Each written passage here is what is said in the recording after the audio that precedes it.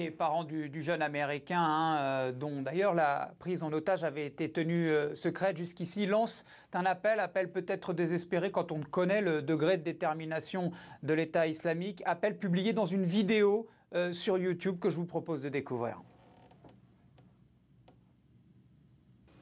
Please know that we are all praying for you and your safe return.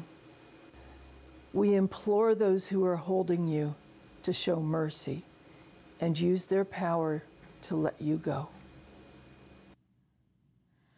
Alors, deux éléments à souligner. D'abord, vous l'avez noté, la mère de Peter Kassig porte un voile. On ne sait pas si elle est musulmane. Elle le fait peut-être pour manifester du respect ou chercher à gagner la considération de ses ravisseurs dont on sait qu'ils sont extrêmement conservateurs. Et puis, deuxième point dans cette vidéo, c'est très important. Le père de Peter Kassig explique que son fils s'est converti à l'islam, qu'il s'appelle désormais Abdul Rahman. On sent bien une volonté d'ouvrir un canal direct de la part des parents avec l'État islamique. Les parents utilisent désormais les réseaux sociaux pour tenter de convaincre ces ravisseurs de libérer leur fils. Ils ont ouvert un compte Twitter, ils ont publié le texte de leur appel à la libération à la fois en anglais et en arabe. Peter Kassig, à peine 26 ans, est un ancien vétéran de la guerre en Irak. Il s'était reconverti dans l'humanitaire. Il avait même créé une ONG spécialisée dans l'aide aux Syriens. Il a été enlevé dans l'est de la Syrie il y a quasiment un an. Jour pour jour, la Maison-Blanche, dans un communiqué, a promis de tout mettre en œuvre,